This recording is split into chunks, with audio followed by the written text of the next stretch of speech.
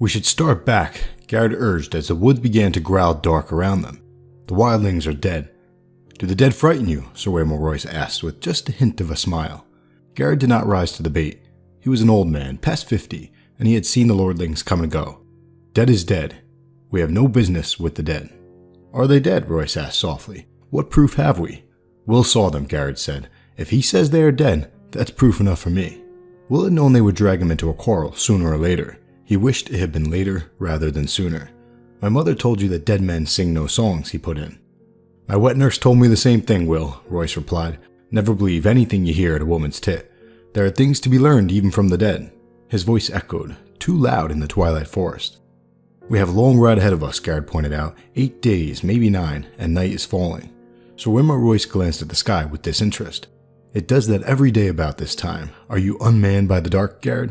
Will could see the tightness around Garrett's mouth, the barely suppressed anger in his eyes under the thick black hood of his cloak. Garrett had spent 40 years in the Night's Watch, man and boy, and he was not accustomed to being made light of. Yet it was more than that. Under the wounded pride, Will could sense something else in the older man. You could taste it, a nervous tension that came perilously close to fear. Will shared his unease. He had been 4 years on the wall. The first time he had been sent beyond, all the old stories had come rushing back, and his bowels had turned to water. He had laughed about it afterwards. He was a veteran of 100 rangings by now, and the endless dark wilderness that the Southern called the Haunted Forest had no more terrors for him. Until tonight. Something was different tonight. There was an edge to this darkness that made his hackles rise. 9 days they had been riding, north and northwest, and then north again, further and further from the wall, hard on the track of a band of wildling raiders. Each day had been worse than the day that had come before it. Today was the worst of all. A cold wind was blowing out of the north, and it made the trees rustle like living things. All day, Will had felt as though something were watching him, something cold and implacable that loved him not. Garrett had felt it too. Will wanted nothing so much as to ride hellbent for the safety of the wall, but that was not a feeling you shared with your Lord Commander, especially not a Lord Commander like this one. Sir Waymore Royce was the youngest son of an ancient house, with too many heirs. He was a handsome youth of 18, grey-eyed and graceful, and slender as a knife. Mounted on his huge black destrier, the knight towered above Will and Garrett on their smaller garrons. He wore black leather boots, black woolen pants, black moleskin gloves, and a fine supple coat of gleaming black ringmail over layers of black wool and boiled leather. Sir Waymore had been a sworn brother of the Night's Watch for less than half a year, but no one could say he had not prepared for his vocation, at least not insofar as his wardrobe was concerned. His cloak was his crowning glory, sable, thick, and black and soft as sin. "Bet he killed them all himself, he did," Garrett told the barracks over wine. "Twisted their little heads off, our mighty warrior." They all had shared a laugh. "It is hard to take orders from a man you laughed at in your cups," Will reflected as he sat shivering atop his garron. Garrett must have felt the same. "Mormons said we should track them, and we did," Garrett said. "They're dead. They shan't trouble us no more. There's hard riding before us. I don't like this weather. If it snows, we could be a fortnight getting back, and snow's the best we could hope for. Ever seen an ice storm, my lord?" The lordling seemed not to hear him. He studied the deepening twilight in that half-bored, half-distracted way he had. Will had ridden with the knight long enough to understand that it was best not to interrupt him when he looked like that. "Tell me again what you saw, Will. All the details. Leave nothing out." Will had been a hunter before he joined the Night's Watch. Well, a poacher in truth. Mallister free riders had caught him red-handed in the Mallister's own woods, skinning one of the Mallister's own bucks, and it had been a choice of putting on the black or losing a hand.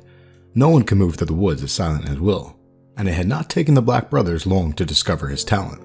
"The camp is 2 miles further on, over that ridge, hard beside a stream," Will said. "I got close as I dared. There's 8 of them, men and women both, no children I could see. They put a lean-to up against the rock. The snow's pretty well covered it now, but I could still make it out. No fire burning, but the fire pit was still plain as day. No one moving. I watched a long time. No living man ever lay so still." "Did you see any blood?" "Well, no," Will admitted. "Did you see any weapons?" "Some swords, a few bows. One man had an axe, heavy-looking, double-bladed, a cruel piece of iron. It was on the ground beside him, right by his hand." "Did you make note of the position of the bodies?" Will shrugged. "A couple are sitting up against the rock, most of them on the ground, fallen like." "Or sleeping," Royce suggested. "Fallen," Will insisted. "There's one woman up in an ironwood, half hid in the branches, a Far Eyes." He smiled thinly. "I took care she never saw me. When I got closer, I saw that she wasn't moving either." Despite himself, he shivered. "You have a chill?" Roy asked. "Some," Will muttered. "The wind, my lord."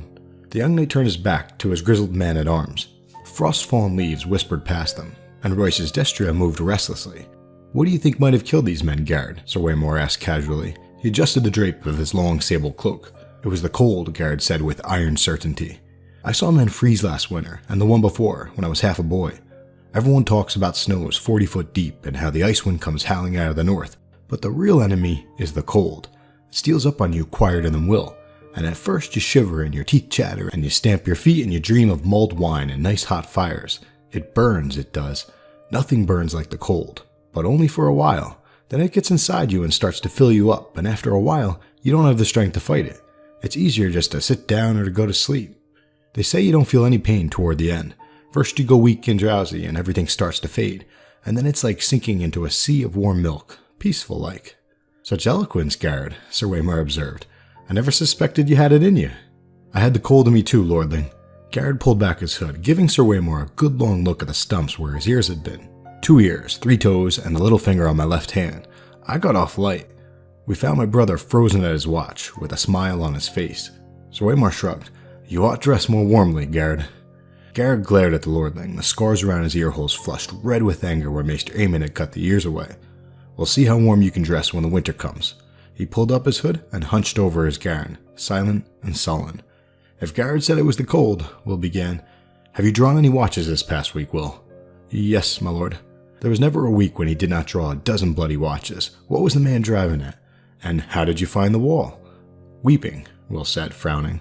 He saw it clear enough, now that the lordling had pointed it out. They couldn't have froze, not if the wall was weeping. It wasn't cold enough. Royce nodded. "Bright lad, we've had a few light frosts this past week and a quick flurry of snow now and then, but surely no cold fierce enough to kill 8 grown men. Men clad in fur and leather, let me remind you, with shelter near at hand and the means of making a fire." The knight's smile was cocksure. "Will, lead us there. I would see these dead men for myself." And then there was nothing to be done for it. The order had been given and honor bound them to obey. Will went in the front, his shaggy little Garren picking the way carefully through the undergrowth. A light snow had fallen the night before, and there were stones and roots and hidden sinks lying just under its crust, waiting for the careless and the unwary.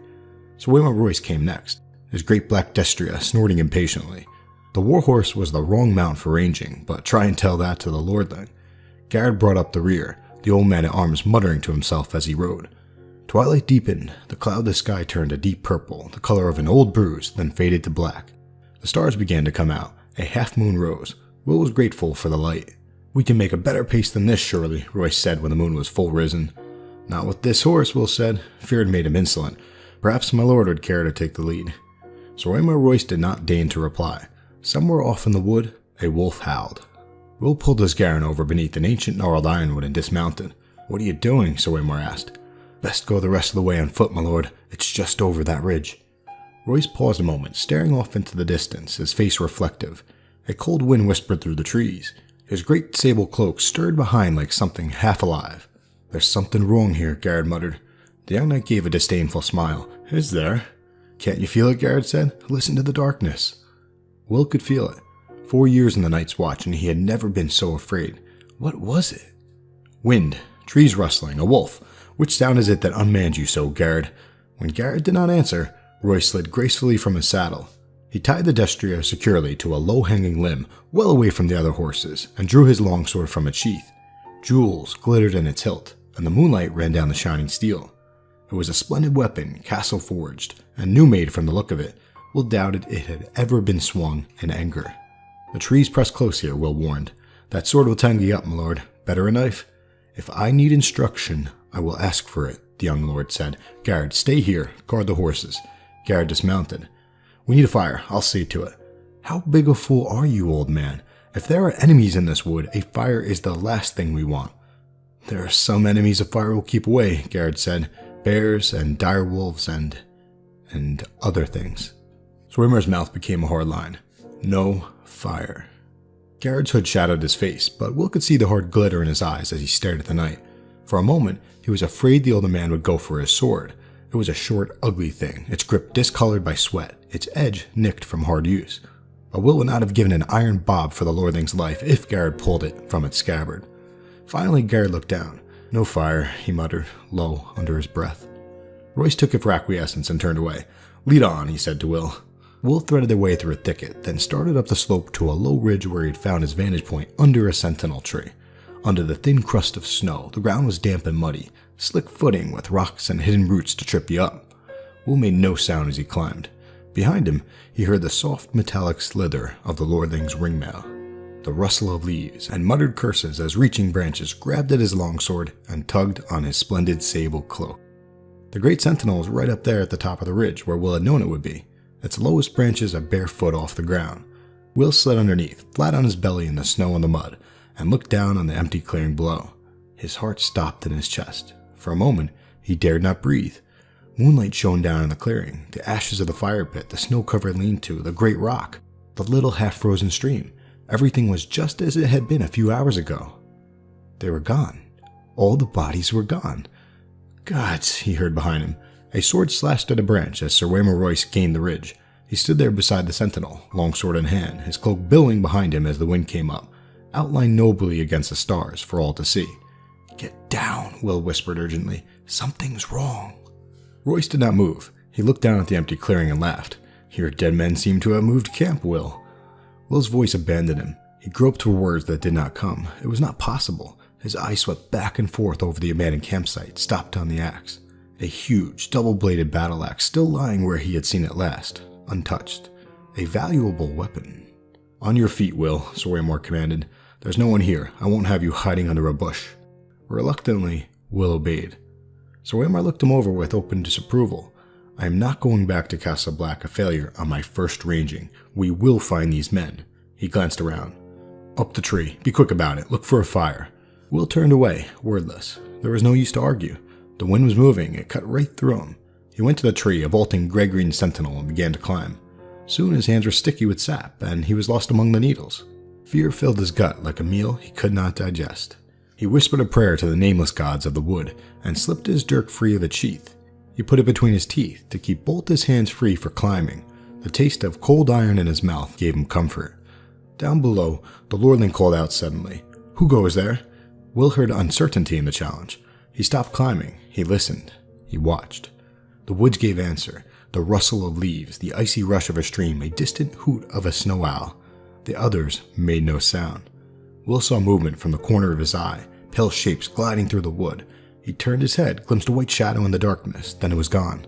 Branches stirred gently in the wind, scratching at one another with wooden fingers. Will opened his mouth to call down a warning, and the words seemed to freeze in his throat. Perhaps he was wrong. Perhaps it had all been a bird, a reflection of the snow, some trick of the moonlight. What had he seen after all? "Will, where are you?" Sir Waymar called up. "Can you see anything?" He was turning in a slow circle, suddenly wary, his sword in hand. He must have felt them, as Will felt them. There was nothing to see. "Answer me, why is it so cold?" It was cold, shivering. Will clung more tightly to his perch, his face pressed hard against the trunk of the sentinel. He could feel the sweet, sticky sap on his cheek. A shadow emerged from the dark of the wood. It stood in front of Royce. Tall it was, and gaunt, and hard as old bones, with flesh pale as milk. Its armor seemed to change color as it moved. Here it was white as the new-fallen snow. There black as shadow, everywhere dappled with the deep gray-green of the trees. The patterns ran like moonlight on water with every step it took. Will heard the breath go out of Sir Waymar Royce in a long hiss. "Come no further," the lordling warned. His voice cracked like a boy's. He threw the long sable cloak back over his shoulders to free his arms for battle, and took his sword in both hands. The wind had stopped. It was very cold. The other slid forward on silent feet. In its hand was a longsword like none that Will had ever seen. No human metal had gone into the forging of that blade. It was alive with the moonlight, translucent, a shard of crystal so thin it seemed almost to vanish when seen edge on. There was a faint blue shimmer to the thing, a ghost light that played around its edges, and somehow Will knew it was sharper than any razor. Sir Waymar met him bravely. "Dance with me then." He lifted his sword high over his head, defiant. His hands trembled from the weight of it, or perhaps from the cold. Yet in that moment, Will thought, he was a boy no longer, but a man of the Night's Watch. The other halted. Will saw its eyes, blue, deeper and bluer than any human's eyes, a blue that burned like ice. They fixed on the longsword, trembling on high, watched the moonlight running cold along the metal. For a heartbeat, he dared to hope. They emerged silently from the shadows, twins to the first. 3 of them, 4, 5. Sir Waymar may have felt the cold that came with them, but he never saw them, never heard them. Will had to call out. It was his duty, and his death, if he did. He He shivered and hugged the tree, and kept the silence. The pale sword came shivering through the air. Sir Waymar met it with steel. When the blades met, there was no ring of metal on metal, only a high, thin sound at the edge of hearing, like an animal screaming in pain. Royce checked a second blow and a third, then fell back a step. Another flurry of blows, and he fell back again. Behind him, to right, to left, all around him, the watchers stood patient, faceless, silent, the shifting patterns of their delicate armor making them all but invisible in the wood, yet they made no move to interfere. Again and again the swords met, until Waymar wanted to cover his ears against the strange, anguished keening of their clash. So Waymar's panting from the effort now, his breath steaming in the moonlight. His blade was white with frost, and the others danced with pale blue light. Then Royce's parry came a beat too late. The pale sword bit through the ringmail beneath his arm. The young lord cried out in pain. Blood welled between the rings. It steamed in the cold, and the droplets seemed red as fire when they touched the snow. Sir Waymar's fingers brushed his side. His moleskin glove came away soaked with red. The other said something in a language that Will did not know. His voice was like the cracking of ice on a winter lake, and the words were mocking. Sir Waymar Royce found his fury. "For Robert!" he shouted, and he came up snarling, lifting the frost-covered longsword with both hands and swinging around in a flat, sidearm slash with all his weight behind it. The other's parry was almost lazy. When the blades touched, the steel shattered. A scream echoed through the forest night, and the longsword shivered into 100 brittle pieces, the shards scattering like a rain of needles. Royce went to his knees, shrieking, and covered his eyes. Blood welled between his fingers. The watchers moved forward together, as if some signal had been given. Swords rose and fell, all in a deeply silence. It was cold butchery. The pale blade sliced the ringmail as if it were silk. Will closed his eyes. Far beneath them, he heard their voices and laughter as sharp as icicles. When he found the courage to look again, a long time had passed, and the ridge below was empty. He stayed in the tree, scarce daring to breathe, while the moon crept slowly across the black sky. Finally, his muscles cramping and his fingers numb with cold, he climbed down. Royce's body lay face down in the snow, one arm outflung. The thick sable cloak had been slashed in a dozen places. Lying dead like that, you saw how young he was, a boy. He found what was left of the sword a few feet away, and the end splintered and twisted like a tree struck by lightning. Will knelt, looked around warily, and snatched it up. The broken sword would be his proof. Garrett would know what to make of it, and if not him, then surely the old bear Mormon or Maester Aemon. Would Garrett still be waiting with the horses? He had to hurry. Will rose. Sir Waymar Royce stood over him. His fine clothes were a tatter, his face a ruin. A shard from his sword transfixed the blind white pupil of his left eye. The right eye was open. The pupil burned blue. It saw. The broken sword fell from nerveless fingers. Will closed his eyes to pray. Long, elegant hands brushed his cheek, then tightened around his throat. They were gloved in the finest moleskin and sticky with blood, yet the touch was icy cold.